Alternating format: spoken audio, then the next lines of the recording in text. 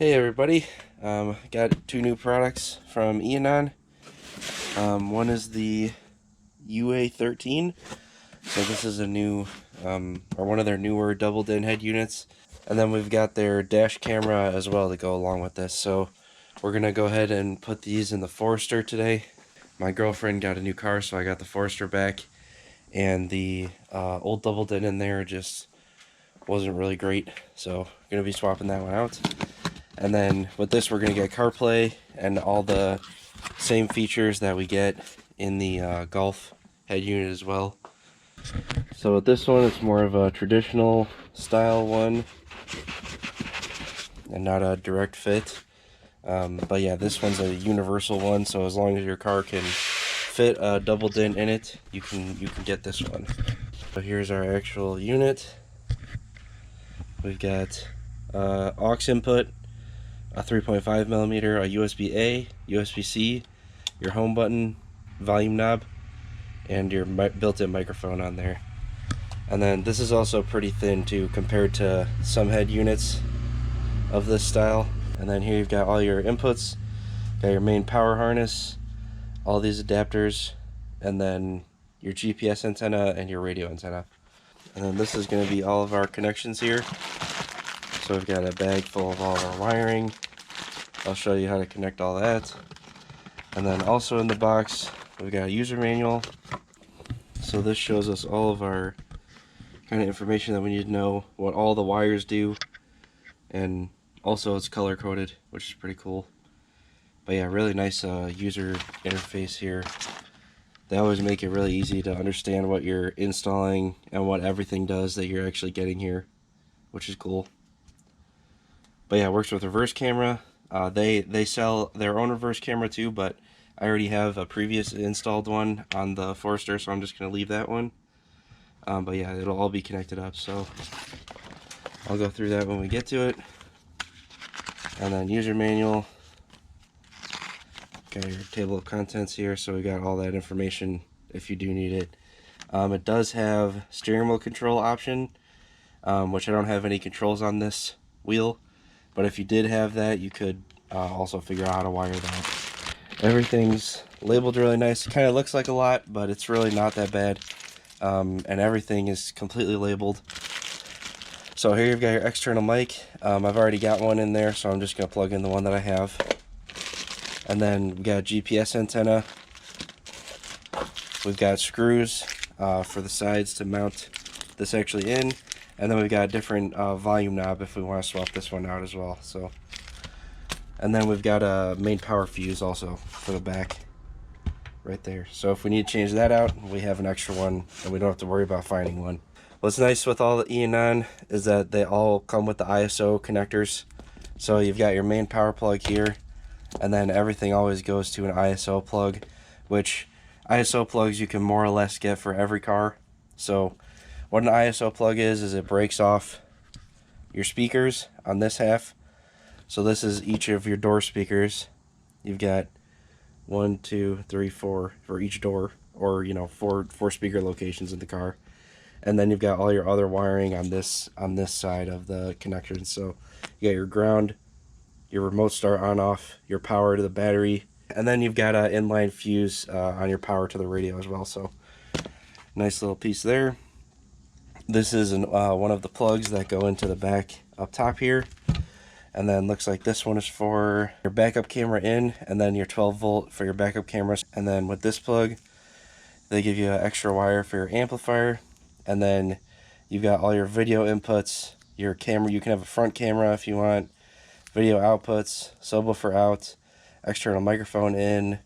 So yeah, if you were going to run an external amp, you got all your connections right here, all RCA already, straight off the head unit. Then we've got the USB for CarPlay if you're going to use it wired. And then we've got two USBs for just extra. So one of them we're going to use with our dash camera, and then the other one you can just use for charging or, you know, anything you want. So it's just nice that they give you the option for extra charging or any of their extra additional plugins that you can get for these units. So yeah, but we'll be using all these. And the GPS antenna and the GPS antenna. So we'll show you how to hook up all that. So this is our dash camera. So this has the USB-A on one end, and then it's got this connector with a locking mechanism for the side with the actual camera on it. So that's going to be your plug there. And then this camera is really easy to install. You tape this onto your window, and then you've got your micro SD card reader on the side there, and then that gathers all your information. And then you got your nice Eonon branding on the side there. So the camera swivels, so you can adjust it once you put it up there. So this is what we'll be installing in the Forester today. So this will be a huge upgrade from what I have now. But so to take that out, pull up your e-brake, put this into drive, and then you're just going to want to pull up on the front here. This whole piece will come out. I'm going to pull out my old iPhone cable from this head unit, and then to unplug this, push this clip down, and that just pulls it out there. So now you got this piece removed, and then that's going to reveal these two Phillips head screws. So go ahead and take both these out, and then that'll make this whole thing loose. And then I normally like to get a pry tool, start up at the top here, kind of work on pulling this out. There are some annoying clips on here on the top. There's that one, and there's that one. So now we should be able to pull this all the way out. There it goes. On the top here is your emergency light switch. So to take that off, there's one plug on the top there. This just gets pushed in like that. And then I'm going to put the car back into drive here. And you don't actually have to start it. You can just put the electricity on, hold the brake down, and move that out of the way, so it's easier to get to. These are the wires that can be a pain for sure if you haven't done it before. So this is as far as it'll let you take it out. You can move this down into one there so you get a little bit more room. But there's two plugs here. One, you have to push this very tiny square right there to push it out, and the other one you have to push this part down to get it below that clip. So both of them are kind of a pain. I'm gonna have to do it with two hands here. So once those are both removed, I'll show you what to do with these wires later, but mine are already disconnected, so then you just gotta work it out and you'll be left with that. And then to finish removing the head unit out, there's two Phillips up here, and there's supposed to be two Phillips underneath, but I may or may not have lost those. I'm gonna go ahead and put it back in park so you can turn the electricity off. Then you're gonna want to remove these two Phillips on the top. Well, you'll have four, two on the top and two on the bottom, and then that'll leave you with your head unit here. So even if you have the factory one, it'll be the same process. And then just go ahead and unplug everything you got plugged in.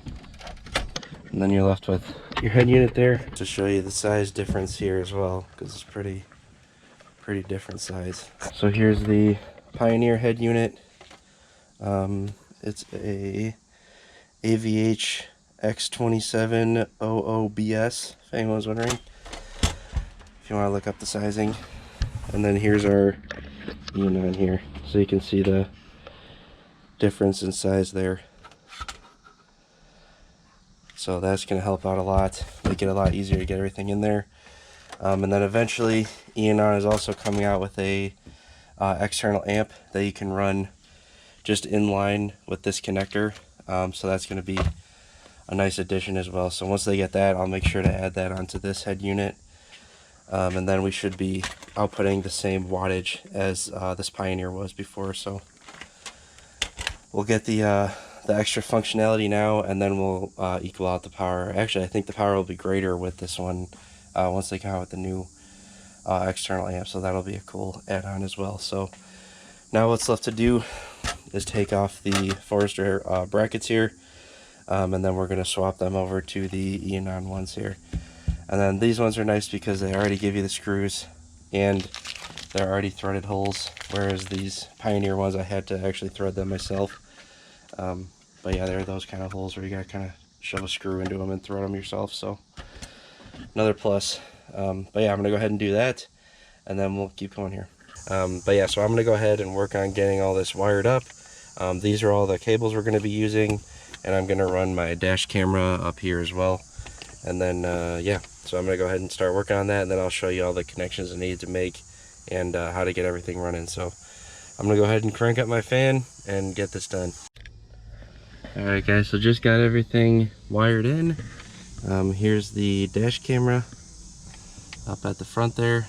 So wire comes out this way, this swivels up and down, and then just ran the wire through here, up under here, and through this crack here, then down to this corner, up underneath the dash, and then out to this hole right here. So from the factory, we've got our radio antenna.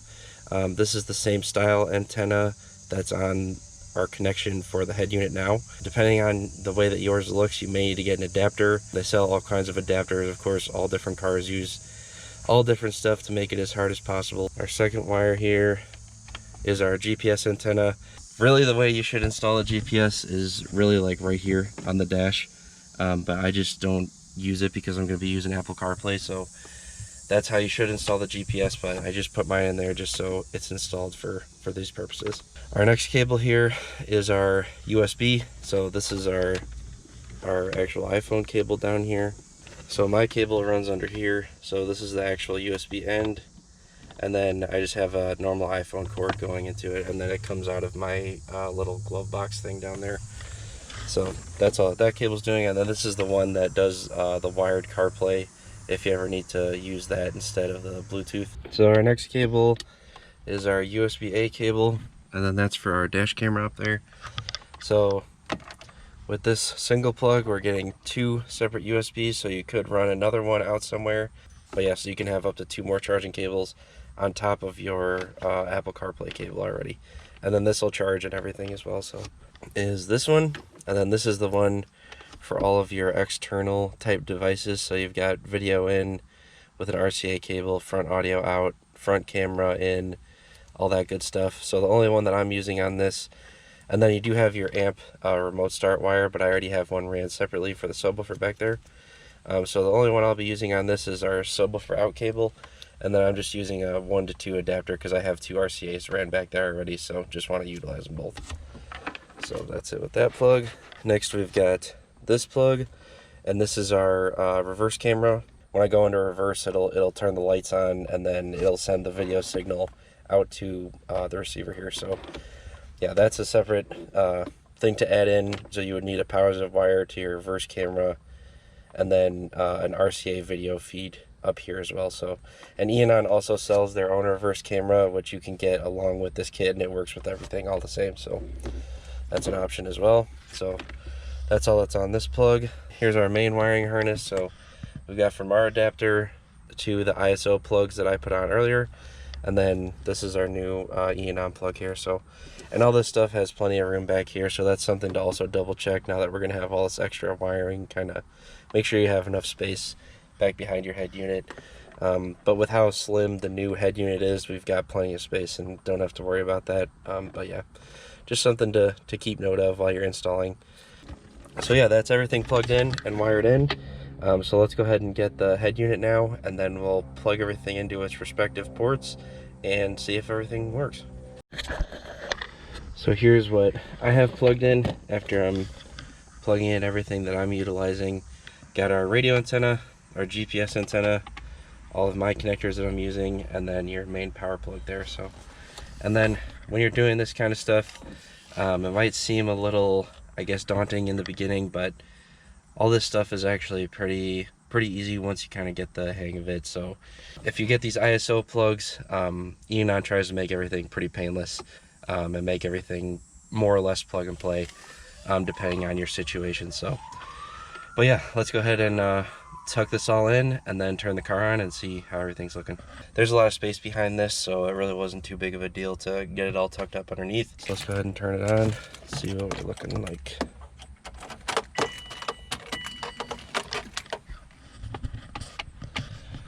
So we got our power and our remote start. If your remote wire wasn't working, or you didn't have it to the correct remote key on power, then the head unit would turn on right away, and that's a telltale sign that you got it on constant power versus the key on power. And then this is the Android 13, so it's the same version as the one that's in the Golf too, so already kind of used to what's going on here. So I just got my phone connected, so all that's working. I got all my speakers, got my subwoofer on, and all that worked really great. So here's your CarPlay, see link. I'm gonna add that to my front page here too, but here's your CarPlay. You've got your music, maps works, and then your phone too, so then you can add all your different apps here, and hopefully you can tell how good and responsive the screen is here too. So yeah, that's all working good. I don't have any Android phone to test it with, but I'm sure it would have worked totally fine too. And then same thing, you can still use your charging cord, and then if you want to use wired you can, but I'm gonna mostly use wireless with CarPlay because why not. But yeah, I'm gonna go through the settings on this and see if I need to adjust anything else. But yeah, otherwise got Apple CarPlay working. Worked right away as soon as I connected, and that was the end of it. So I'm gonna go ahead and go through the settings, see if there's anything else worth mentioning, and yeah, otherwise everything worked. It was all direct plug and play and worked great. So I'm gonna go ahead and go through and I'll let you guys know. Alrighty, so just got everything wrapped up. I've got my cord out of my box here, just for charging capabilities, and then we've got the dash camera set up here as well. So everything is looking good. I'm connecting to CarPlay automatically. I've got my little LED button lit up there, and then otherwise the only other thing I changed was to add on the Z-Link into our quick options here. And then I guess the only other thing I could add in here is my dash camera app. So I'll add that onto the front page here and hit X. I can open up my dash camera app as well, and then pull any videos that I need off of this. Yeah, and then you can do your update. Your recording options are in here, and then your device options as well, so you can format an SD card once you put it in there and everything like that. So got that, but I'll mostly be in Z-Link here. You can see how fast it pulled up for me. So yeah, that's about it for this, guys. Screen wise, everything looks great. It's super responsive. At night when I turn on the lights, it'll dim a little bit too. So otherwise, guys, that's about it. So that's the UA13 with their dash camera, and then yeah, that's all the capabilities of this thing. So eventually they are going to make an additional amp that you can get for these to give more power to all the speakers. And in this car I have the Dyna Audio speakers from Volkswagen, so they kind of need a little more power than your typical car speaker. If I still had the stock speakers in here, I would be fine, but with these Dyna Audios, they need a lot of power just to get up there in volume. So it still gets pretty loud the way it is, but once I get that external amp, then I'll be totally fine. So, but yeah, looking forward to getting that. And once again, just want to say thank you to Eonon for sending me the head unit. I like putting these in, and they always work really great. So that's why I keep putting them in all my cars. So thanks again for watching, guys. If you guys are interested in purchasing this or the dash camera, I'll make sure to put a link in the description down below, so feel free to check those out. And otherwise, I'll make an update video once that external amp comes out from them, and we will install that and check out the difference it'll make. So thanks for watching, guys. I appreciate it, and have a good one. I'll see you in the next one. Peace out. Make money, take money, earn crack money, drug money, bail money. Heard they got life for me, how they got life for me when they took that from me. Since I had my nose,